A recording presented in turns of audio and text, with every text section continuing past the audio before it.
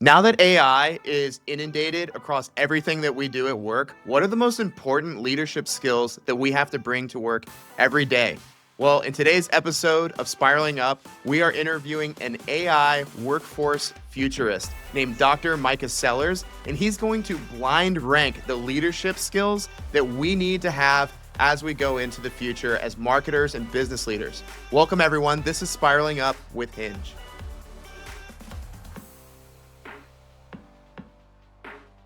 Welcome, everyone, to Spiraling Up, the podcast for professional services, business leaders, and marketers. My name is Austin McNair, and as always, I'm joined with my co-hosts and colleagues, Mary Blanche Kramer. Hey, Austin. And Senor Joe Pope. What's up, Joe? I don't have nearly the command of foreign languages to be able to come in with something witty, so not much, brother. Thanks, everybody, for watching today's episode. Please be sure to like and subscribe if you're watching on YouTube. And for all of you listening on the audio channel, leave us a review. You can send all podcast feedback to us via email to podcast@hingemarketing.com. And yeah, we have an amazing episode for you today. We are talking at the end of the episode with Hinge's managing partner, Liz Harr. We're going to get a little bit of a preview about the upcoming high growth study, which is very exciting. New project, new data dropping here in, I don't know, like less than just a few weeks here.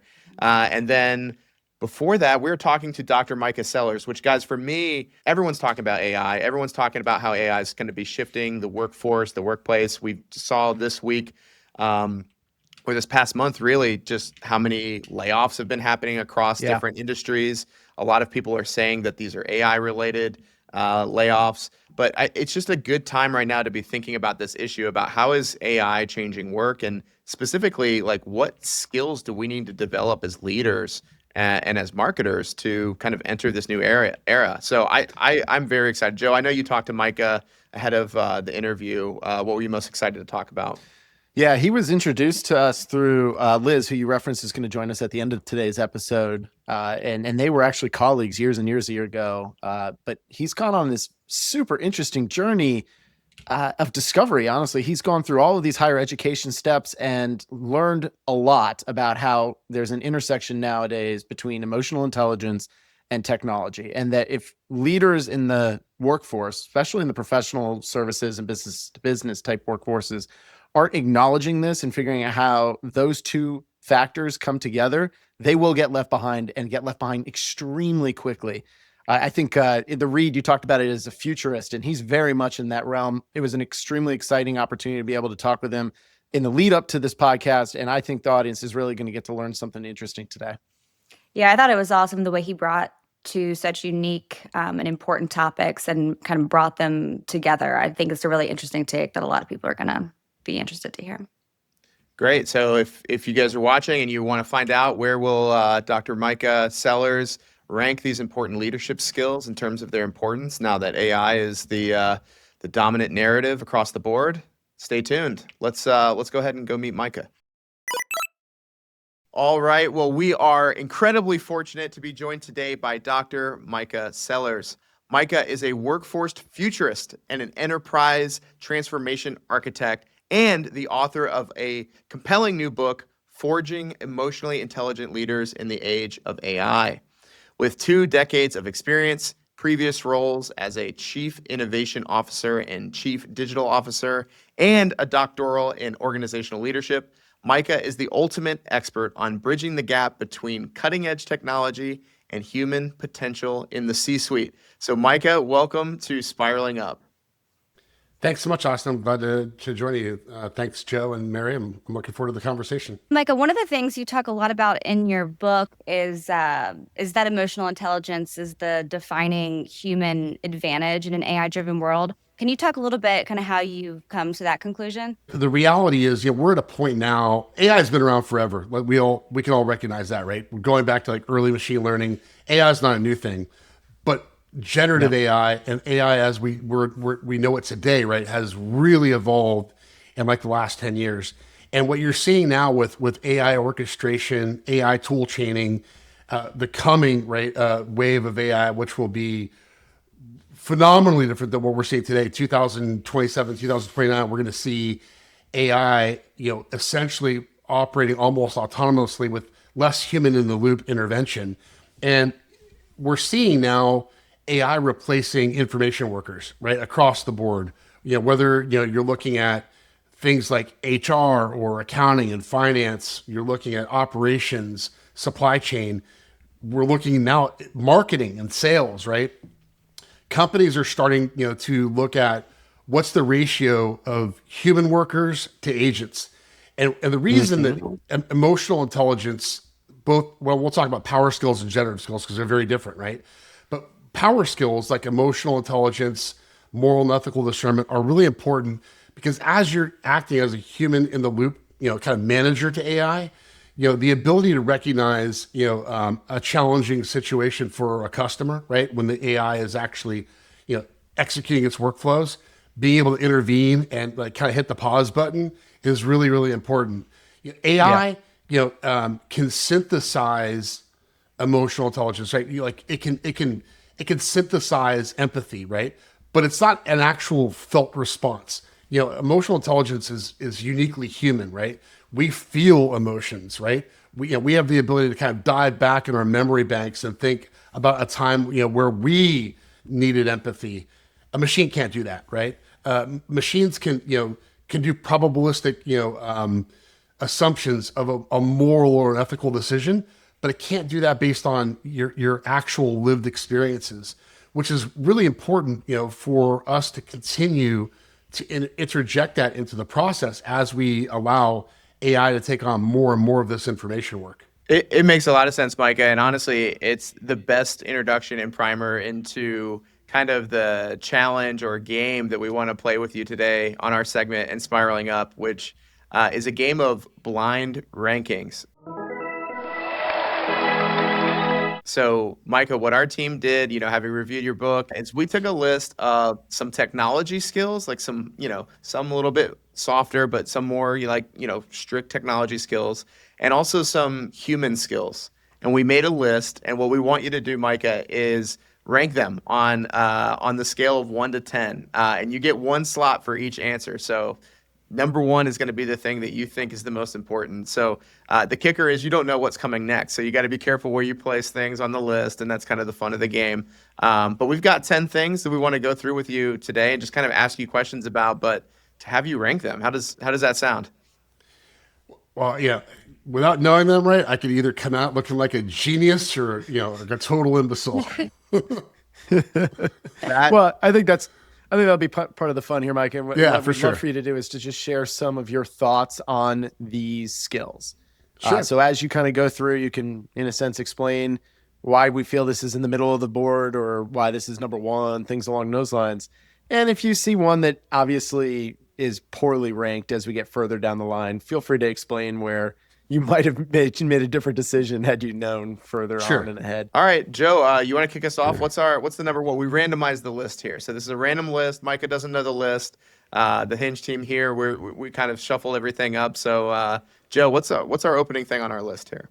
Yeah, randomordergenerator.com helped us out with this. But number one on the list is data fluency and literacy.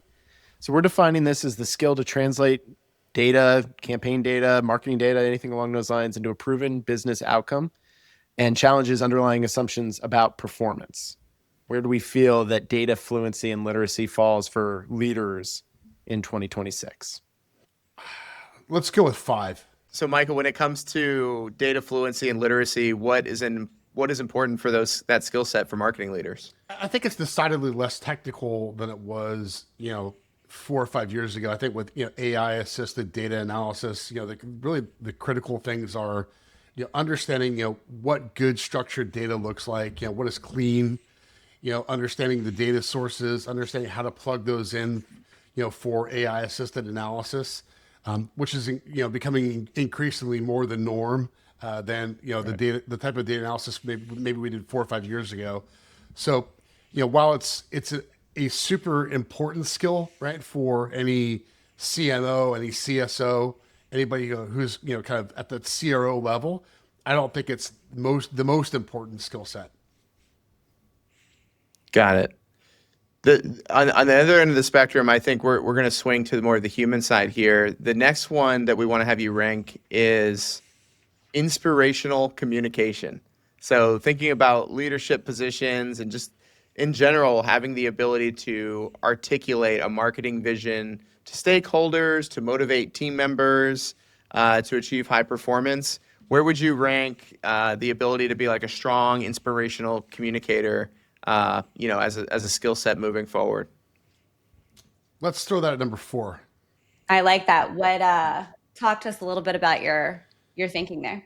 Yeah, I mean, when you think about, transformational leadership styles, right? Or, leaders who are really good at being able to articulate a vision and kind of get everybody harmonized onto, a single lane, right, of strategy or a single lane of thinking. It's really important. And it is a skill set that, you develop over time.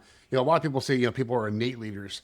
I don't believe that, right? I don't believe there are like exceptional born leaders. I think you become a exceptional leader by being tested by fire, by making mistakes, right? By having been led by bad leaders, right? Who are incapable of inspirational communication, right? And I'm sure we've all had those leaders in our lives at one point in time. And as you refine your ability, right, to be a good communicator, to understand what it takes to motivate others, and to align people, I think, obviously your ability to execute just increases exponentially. I think it's a really important skill. Again, I don't think it's top 3, but I would definitely maybe slot it in there at 4, not knowing what's coming next. That makes a ton of sense, Micah. Definitely. I think it actually plays really well with our next one. MB, do you want to jump in with it? Yeah, I was going to say I want to pull on the people thread a little bit more there. So relationship building is our third skill for you to rank. And we're defining this as, really building those genuine trust-based relationships that, directly drive sales, long-term client loyalty, and also referrals. Yeah, well, relationship management is a core pillar in emotional intelligence, right? When you look at Daniel Goleman's emotional social competence inventory, I would put relationships at 3, and it's not just relationships with your clients; it's external and internal stakeholders, right? I mean, at the end of the day, your ability to build a relationship with a client as a trusted advisor is as important as it is to develop that with your dotted line peers, the people who you may be reporting to, whether it's the CEO, the board, whomever, but also as a trusted advisor, to your direct reports, right? That you're there, right, to be a resource to them. And a lot of that is in relationship building. You have to establish trust, enough trust for them to come to you with those challenges, to feel like they're in a psychologically safe space to ask questions without, feeling like they may have the wrong answer and be punished for saying something that they feel is either inaccurate or doesn't necessarily hit the nail, if that makes sense. It does. Micah, there's a lot of us, younger marketers who have kind of started our careers in this like era of like a lot of digital marketing and digital marketing strategies that aren't really, directly connected to relationship building. So there's a lot of us that the relationship building aspect is something that is a new kind of skill set that we're trying to grow as we develop our careers and open up, and broaden our network of relationships. What kind of advice would you offer people that are kind of like in their mid-careers and they're trying to open up their book of relationships and they're trying to deepen relationships? Like what kind of things do you think they should be doing on a weekly or even daily basis to challenge themselves and to get out there and build more relationships? Be value added, right? Like, one of the things, that I just really, detest, right, is, we're all on LinkedIn, right? And we get a lot of people who reach out to us on LinkedIn, and, the first thing they do is they either ask you for something or ask you to buy something. And, that to me, that puts me off, right? I'm all about like, what value are you bringing to me and what value am I bringing to you? So if I'm going to reach out to somebody, right, the first thing that I'll do is I'll tell them how I can add value to them for free, right? Whether it's, tapping into my network, helping them to enter a new space, a new market, helping them, with a problem that they might have, just saying, hey, I'm a resource. I'm here to help. Right. I think that's critically important. And I think, the reality is, we don't train people for this, right? In undergraduate education, right? We don't train them how to build and strengthen relationships. Everything that happens, in college is really, outside of your friend group, right, is really transactional, right? In nature. Yeah, in terms absolutely. Of, even the relationships you have with professors is very transactional. Especially if you're at a larger university, right, where you may, actually engage with the professor once or twice, throughout a semester. The rest of the time you're talking to TAs, right? So like, you don't really build those skills where you're trying to build relationships at the next level above you, right? So I think it's important, that when you get into enterprise, right, that you reach out to people who have that experience and have them help you build that skill set. Yeah, I think seeking out those opportunities as early as possible makes sense. I'm hearing you talk about the undergraduate experience. I couldn't agree more. I mean, it is an experience where I feel like I learned more skills being a part of clubs and fraternity than I did from the actual educational process. And certainly how you invest in your own education can certainly play a factor there. And I found myself gravitated to communication and all those types of elements versus pre-medicine, which is why I never ended up being a doctor. But regardless, I mean, like those types of things can certainly be a part of their journey, right? So whether it's at the educational level or early on in career, mid-career, seeking out these examples of folks, whether it's leaders or others that you feel have done really well with relationships, I gravitate to that very much so. Yeah, I think you're absolutely right, and the reality is, I think the kind of pedagogical approach, right, the methodologies we use for educating undergrads, like, is really antiquated. It's kind of based on like a 1950s era, method of teaching students, and even the curriculums that we develop are still rather antiquated. And I also think there's a larger problem, right? I think one of the challenges that we see is that we get, and I've experienced this as a CDO, as a CIO, in my past, right, where you get people who are coming in straight out of school. And a lot of times organizations don't have the right development curriculum in place, right? The L&D curriculum to, upskill and reskill people as needed, right? As we're looking for them to advance, having the right scaffolding in place, having, kind of mentor protege relationships in place to provide kind of continuous guidance, right? And a lot of times people don't get that until they run into a wall, or a manager sees that they've run into a wall. And now it's like, oh, we're going to help you develop your skills, right? I think it's important, to kind of build that as an anchor into your infrastructure, right? So that people feel supported, that they have all the tools they need to continuously develop. So let's talk about some of these tools now with this next one specifically. And we've already hinted at it a few times, but how would you put the skill of actively interfacing with AI in terms of importance on this list? So when we're saying that, we're meaning mastering the techniques required to effectively create together, prompt, supervise these tools to maximize their efficiency and the output you receive from them. Where are we going? 2. Oh, all right. So we've been working our way up the list. Yeah, we Interesting have. to see where we're going to end Yeah. up. Well, So 2 is important. Tell us more. Look, I mean, I think, the reality is, we're going to see in the next 4 to 5 years, in particular, right, in the large enterprise space, probably 25 to 30% reduction in force, across the board. So it's already underway. Almost every. We saw what just recently happened with AWS. We had 14,000 people at the corporate level, right? Almost all of that was driven by agentic AI. I think there's a three-legged stool that's going to come into play in the very near future in AI literacy, right? Technical literacy as it relates to AI is one of those stools, one of the legs of the stool rather. And then the other two are power skills and generative skills. But if you don't understand, AI, all you do is produce slop, right? AI slop. And we see it all the time. People putting out AI slop from a marketing perspective. It's trash content, right? It's content that doesn't look like much thought was put into it. You're not using the right prompts.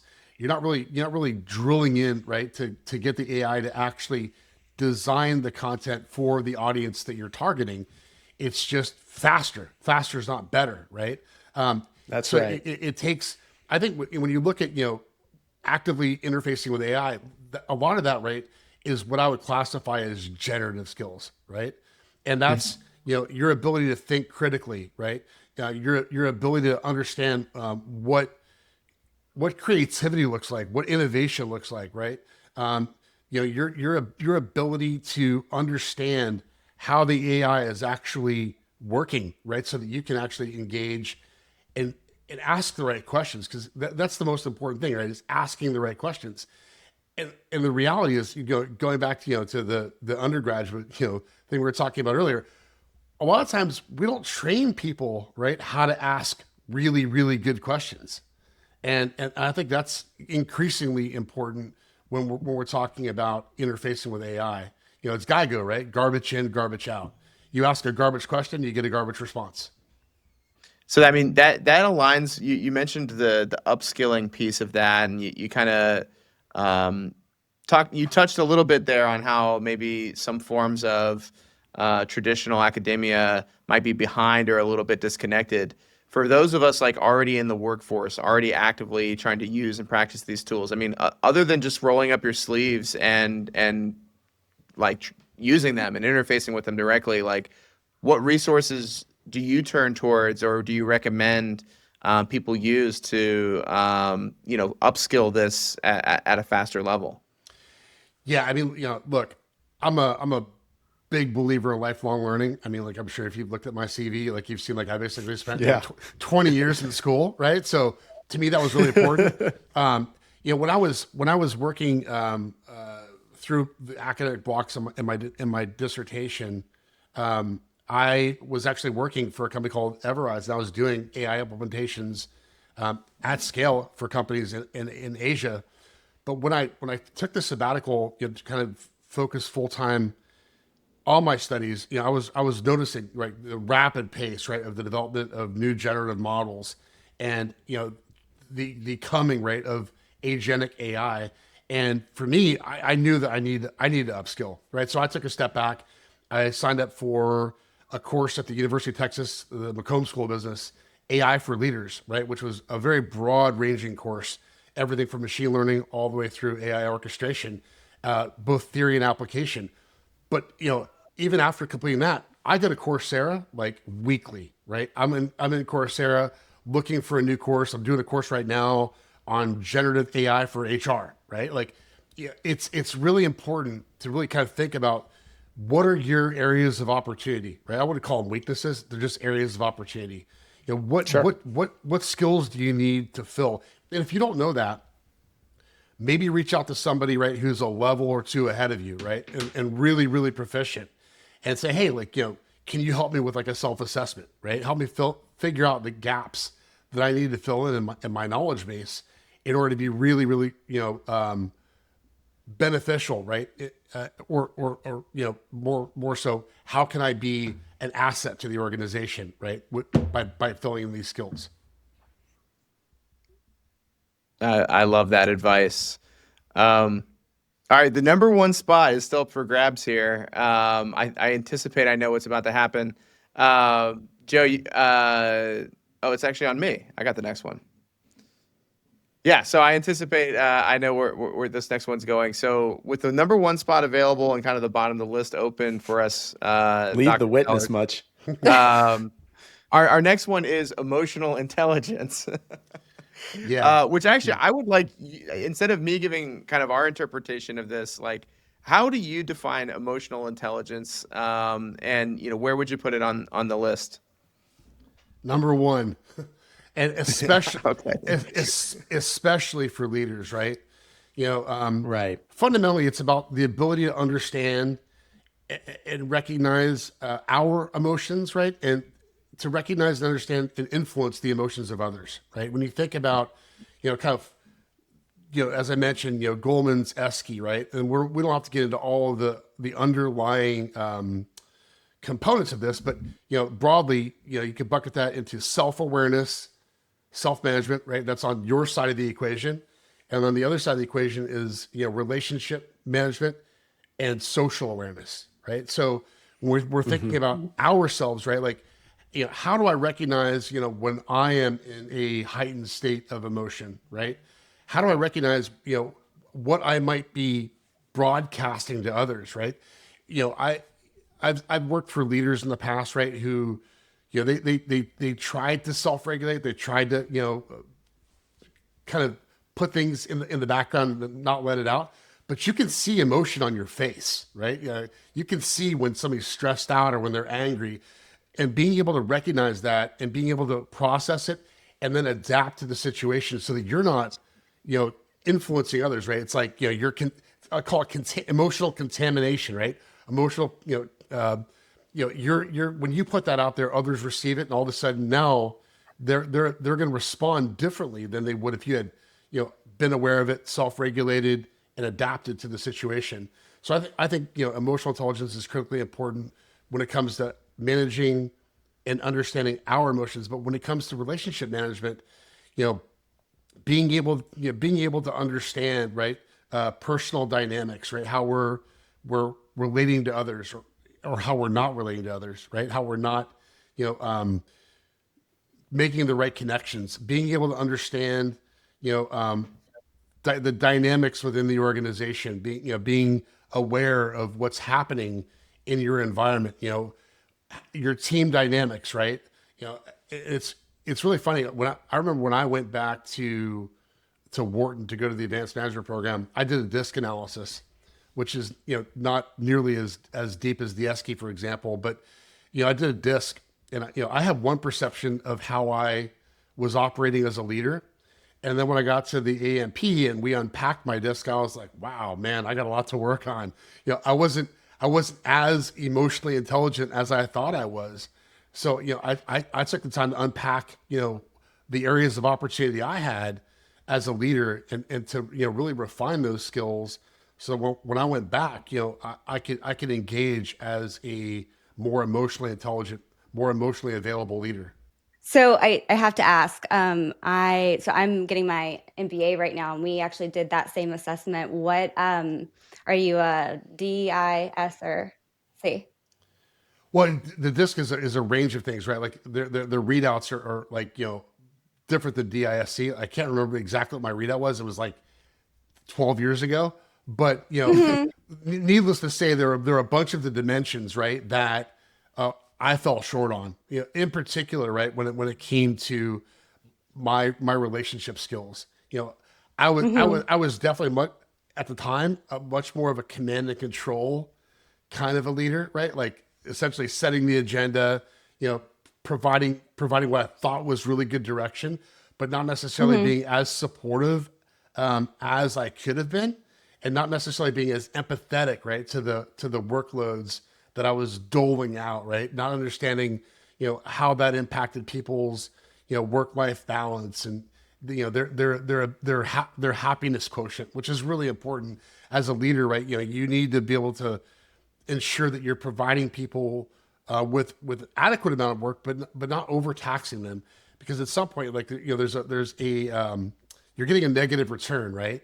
When you're asking them to do too much, all of a sudden, the quality of that work is going to deteriorate, right? So you want to make sure that you're providing the balance, and also understanding, how that's translating, right, to their balance at home. I wanted to ask because I found a lot of value in like the two perception, right? Like Mhm. the way you perceive yourself, like versus actuality, and then how you can like take those learnings and then like bring forth more authenticity like through the different learnings of the assessment. So no, I just found that really interesting.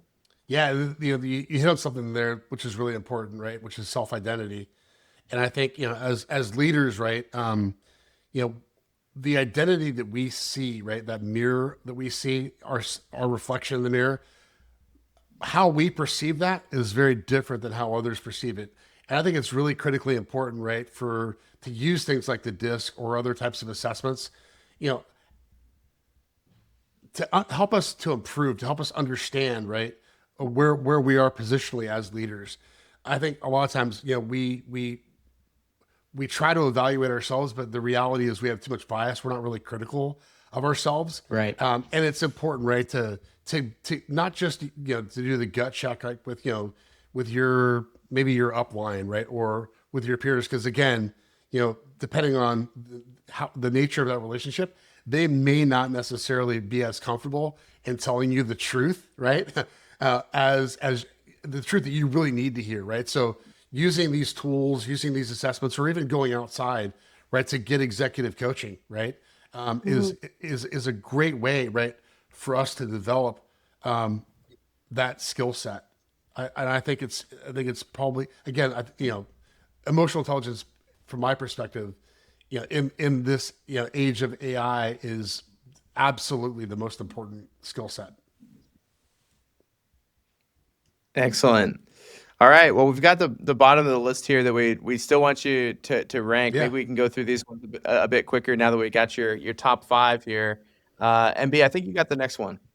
Yeah, I do. Okay, so the next one is seamless customer journey design. And so we're defining this one as designing and managing personalized, cohesive experiences across digital and physical channels. I'm going to throw that at 9, and the reason I'm throwing it at 9, right, is AI is just so good at that now, right? If you're providing it with all the right data, right, you're building those personas, right, that you can bake into the system. You're providing transactional data from previous journeys, and you can see all the breakpoints. AI can orchestrate like a seamless customer journey really well, and it's adaptive. It can do it. It can make adaptations in real time, right? So I think what we used to look at as kind of journey mapping is a little different in the age of AI than it was, say, even 5 years ago. So you would say that maybe 10, 15 years ago, if you were asked this question, I'm guessing it would be in the top half. Yeah, it would probably be closer to like a 5 or a 6. Certainly if we're just looking at it from a competitive standpoint, like from the brand's perspective, right? Being able to be competitive, it's certainly it's not that it's not important anymore. I just think AI is so much better at doing this, right, with the data sources that we can provide today, and it's Sure. In the past, right? Like we would do these things in cycles, right? We would architect a customer journey. We would implement it, and then we would go back and we look at the data, and we'd see where were we right, where were we wrong, right? And then we would redo it. The reality is now this can be done in real time, right? It can actually That's make right. adaptations in real time, and looking at personas, right, in buckets, and kind of changing, right, the routes that the customers are going through your systems. So I like the angle of learning and the fact that AI can help do that at lightning speed. Let's talk about learning though, and this is where this gets hard, right? Because we chose 10 that we felt like were important skills, but we only have the bottom of the list. Where would you put adaptability and continuous learning, Mr. Dr. Mikah Sellers, with your years Yeah. of education behind you? Where are we going with that one? Now I'm gonna have to put it at 6 because I filled up the other box. It's certainly important, for sure. I think adaptability, right, is again, we're looking at kind of almost a combination, right, of power skills and generative skills. I think our ability to see challenges kind of in real time, to be able to critically think about how to change, right, is really important. But then on the other side of that, right, is also the emotional intelligence, right, being able to not panic, right, being able to self-regulate, being able to sense in others, right, like the panic, right, of a situation that may be emerging or something that's changing within the organization, and then being able to manage and lead through that change, right, with Sure. emotional intelligence, being able to understand, what does adaptability mean in the context of your organization? Whether you have, the human or the capital resources necessary, right, to adjust in real time. And if not, like what are you going to bring to the table in terms of ingenuity, not innovation, but ingenuity, right? That kind of MacGyver-ish type of skill set, right? Where it's baling wire and duct tape to fix something in real time. That sounds good. Yeah, no, I think you did a great job in getting it up higher, even though the spaces didn't necessarily exist for you. I like how our random order generator is stacking these two together. Dr. Sellers, I'll tell you, me, Joe, Mary Blanche, we're all big sports fans. And for me especially, I can tell you, I've always gravitated towards those coaches that just emphasize like, we have a strong identity. We are a defense first team or whatever they say, right?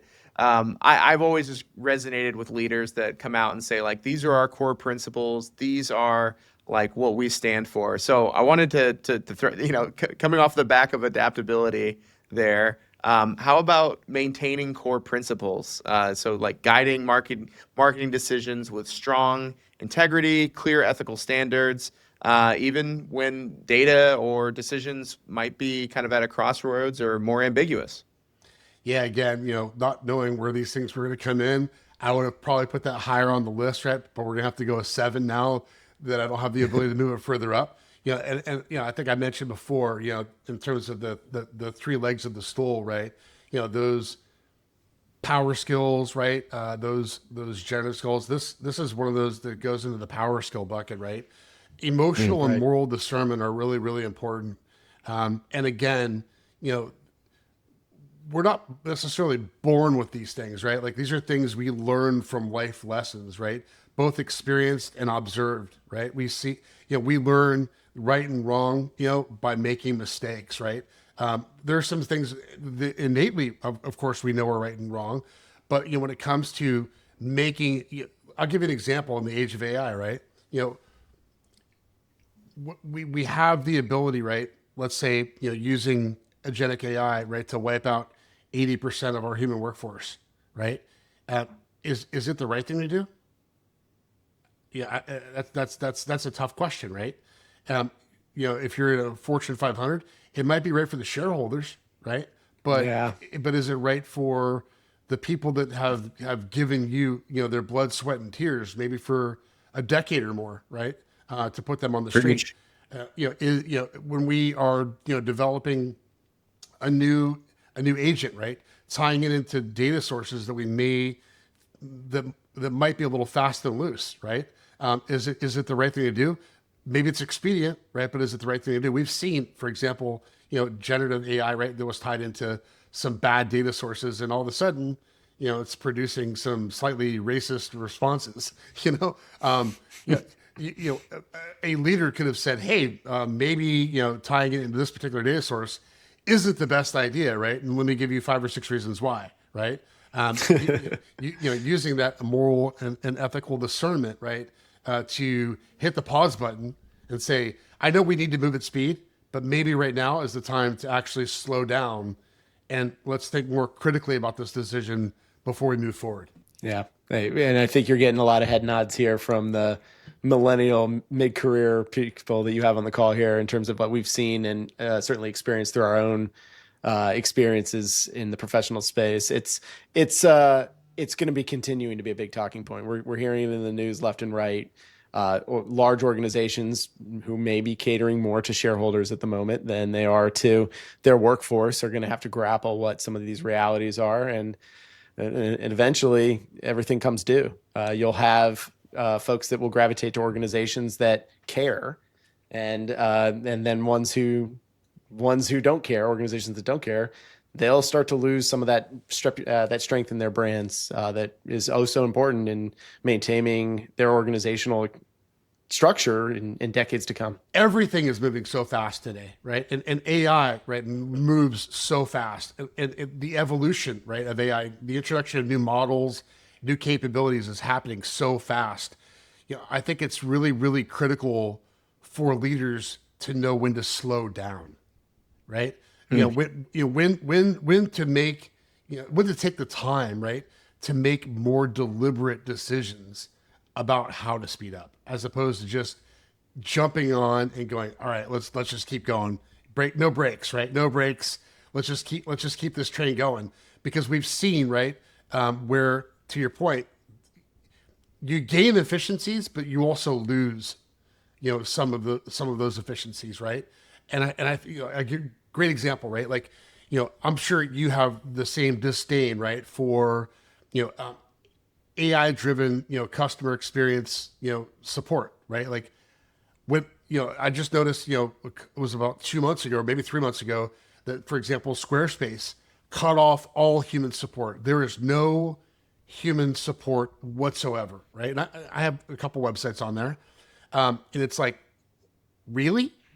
There's nobody I could talk to. My only option, right, is AI driven email based support. Like, I used to love Squarespace. The brand relationship I had for a decade was really, really solid.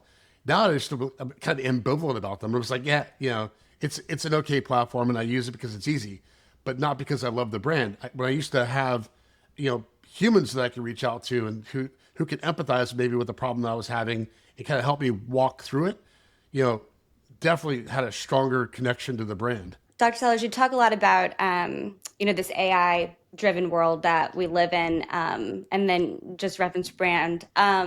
Where would you put the digital brand governance in this list? So just maintaining a consistent brand message across platforms.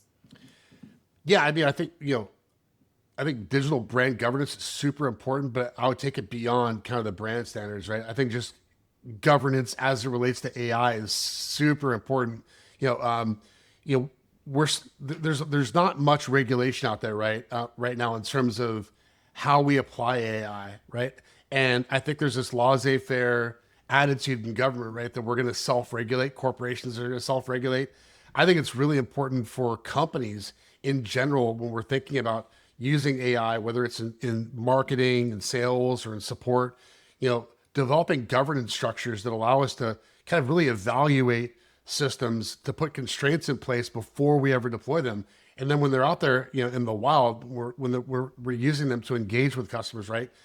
Being able to understand when we need to, like, actually, kind of intervene and, analyze, interactions to make sure that we're not going off the rails. Certainly I would throw that in there, Nate. Great. I'm actually gonna bring over both of these last ones because I feel like the what you touched on is also kind of what was our last and 10th option here, which was kind of that conversation around ethical AI and responsible innovation. Would you reorder those differently, like between 8 and Yeah. 10 there? Yeah, I'll probably reorder a bunch of things on this list differently now, but certainly, yeah. I mean, because when I look at the brand governance, I think, for me, brand is everything, right? It's every single activity that happens within a company all together. That's the totality of that. Your products, your services, your people, the way that they interact with customers, all of that to me is brand. All right. Well, we're going to give you a couple of opportunities. Here's the blind rankings list. We got it. We captured it. What would you switch? We'll give you the chance now to what was the biggest thing you'd switch here in terms of, these skill sets that marketers should be developing in 2026 and beyond? I would probably move, adaptability and continuous learning, up to number 2. For sure. I think that's going to, again, kind of get into, those skills that I talked about as being really, really critical. Those 3 legs of the stool. I don't, there's no endpoint, right? Like, you're never fully developed, right? As a human being, we can always improve. So whether it's our power skills, our generative skills, or our technical skills, Sure. continuously improving on those is really, really critical in my mind. I would definitely probably move, from a leadership perspective, ethical AI and responsible innovation, maybe up above data fluency and literacy, right? So maybe reordering those 2. I think would be a good move. Because I think, look, again, a lot of times, we end up in like the shiny object problem, right? Where it's like, Sure. we see something and we're like, hey, this can create, an efficiency at scale, or it can provide a quote unquote competitive advantage. But we don't really take the time, to really think through all the downstream implications of what this means, right? Both, from a technical perspective and a human perspective. And I think, being able to understand, what ethical AI really looks like, right? In terms of both, design and implementation is really important. And then, responsible innovation to me, gets also into the human aspect of that, which we talked about a little earlier. It's like, just because you can doesn't mean you should, right? Should.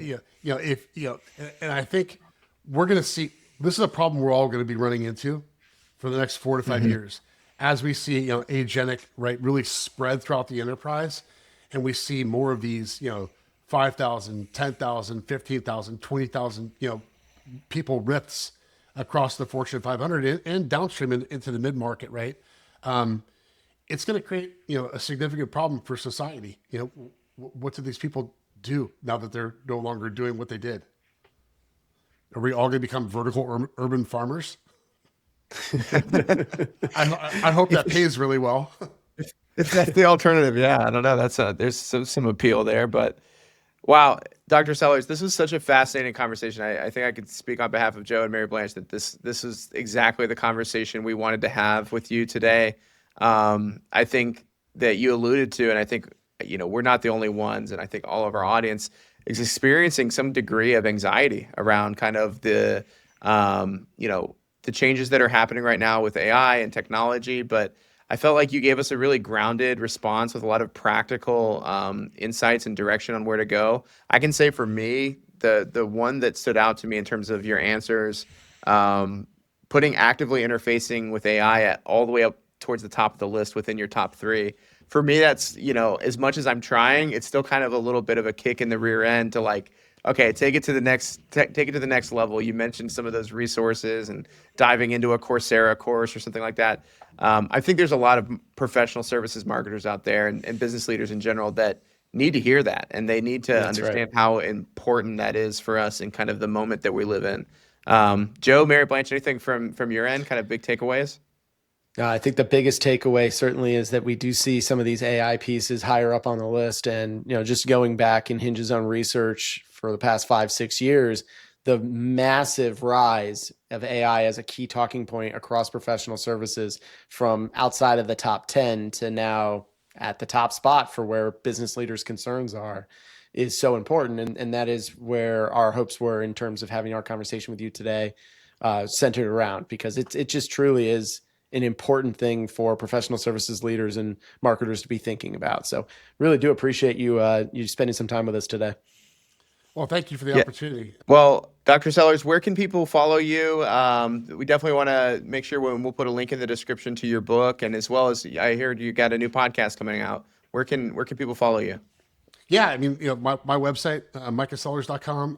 I'm also on LinkedIn, power user. So it's a love-hate relationship with LinkedIn. And then you're right, I am launching a podcast end of this month. It will be called Forces of Change, and the website for that is forcesofchange.fm. I'm also on IG, just my first and last name. You can find me there. Happy to answer any questions that your audience may have, both about my book, but also about the topics that we discussed. Excellent. Well, we'll put all the links to that in the description below. And Dr. Sellers, thank you so much for a fantastic conversation. Thank you, Austin. Thank you, Joe. Thank you, Mary. I really appreciate the opportunity to join the podcast today. Excellent. All right. And with that, we will turn to our next segment. All right. Well, we're joined by Hinge's managing partner, Liz Harr, and we are going to be talking about an early look into some of the results of the 2026 high growth study. Liz, how excited are you that we are now in the phase where we are analyzing the results of this research? And because I know that come January, it's the most exciting time of the year. It's when all the research drops. But Tell us about this moment and what we're learning. Kind of maybe give us a sneak peek. What are we learning about this data? Well, first of all, you know how excited I am about this. This is just what I love about Hinge is the release of this very useful, very practical data. I'm a little more excited than my sleeping pup behind me. I'll say my energy levels are a little bit higher about this study than his, but I I'm also really grateful. So many people participated in the survey that feeds into the study that we're about to release in January. And, it takes time and effort. And I'm amazed at the people it's a community of professional services leaders who participate in this every single year. Why do they do it? Because they're serious about growth. They're serious about smart and profitable growth. And that's really what this is all about. So thank you, thank you, thank you for everyone who has taken this survey and participated. I know there's lots of demands on your time, and this is going to be an amazing thing once we release it. That's right, Liz. Yeah, I mean, and what these people who take the study every year, like you mentioned, I think the key insight, and for those who may not be as familiar with the high growth study, what we do is we ask a survey of questions on how firms are going to market. What are the components of their marketing strategy? Where are they putting more effort? Where are they seeing more impact? And down the line from a bunch of other topics, how are we engaging visible experts? What are the top business challenges of your firm? And how are you using AI? So there's a lot that we have coming when this report releases. And Liz, you published a quick LinkedIn article this week, just sharing, a sneak peek of some of the data. So what is some of the things that we learned? So I think one thing that's really interesting is on leads and where are they coming from. Referrals are always going to be part of how the professional services pipeline gets made and how business is won. That will never, ever, ever go away. However, referral business is declining. We've been seeing this year after year after year. And firms are now, they used to get, 60% of their leads from referrals. So that's different from business, but 60% of their leads from referrals. Now it's 44%, just leads. Then you have to close those deals. So what we are seeing surfacing is something really important with the high growth community of firms. And that is they are proficient at not only securing referrals through regular traditional means, they are proficient at securing referrals through digital means. And these are people they've never, ever met. We call them invisible referrals. When you build proficiency in the digital realm, your website is impressive and has an excellent CX. It educates everybody who goes there on your expertise, not just what you do, but what you know. You are out there being quoted. You are regularly published. All of these things create such important visibility. And when people read that, they become your advocate and you don't even know them. High growth firms are leveraging this and getting referrals this way. And it is a really important finding and speaks to why high growth firms invest so heavily in their digital presence.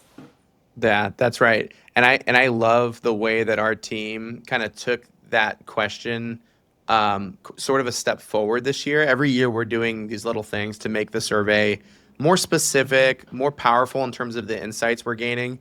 And Liz, one of the things that was kind of a component there in terms of like how these different leads are coming in, we also asked about events and like what kind of a role an event strategy plays in a marketing program. And similarly to what you were saying about the digital marketing side, we also saw, right, that a big portion of leads are coming from the way that high growth firms are going into these events and building a presence. And one of the things that I'd love to hear you comment on, new item that we added in this year as a technique was firms actually hosting their own events and conferences. Like actually, going to all the industry events, association events, but some select firms are actually going and taking the step of doing their own thing. And we saw that in terms of impact, those, few firms that are doing it, the impact level was very high. I wanted to get your comment about that, as this, I think, is going to be an interesting narrative going into this year's study. Yeah, I mean, for firms who can pull it off, it delivers a huge ROI because you have you're really mixing and blending with an audience who is ready to receive your expertise. They are ready and willing. They want to hear from you. I would say that, similar to what I was talking about earlier, how successful marketing requires like an orchestra of techniques that work together and support each other. So to pull off an event of your own, get enough people, get people to spend their time coming there, you have to have already made a case way beyond sending out great invites and making it look exciting. Like, you have to be well known in the digital hallways of LinkedIn. You have to look like a regular dialoguer of serious conversation that your clients are trying to have. You have to be well-spoken and relevant with content that you put on your website and any other place that you disseminate it. Maybe it's an email newsletter, maybe it's a podcast, whatever it is, you need to be out there in a relevant, differentiated manner. When you do that, then you can pull off hosting events and getting enough energy around it so that it's worth your time and effort. But once you're there, and high growth firms are really good at this, yes, it delivers amazing impact. We're seeing, I know you've experienced this yourself, but we are seeing a resurgence in in-person get-togethers.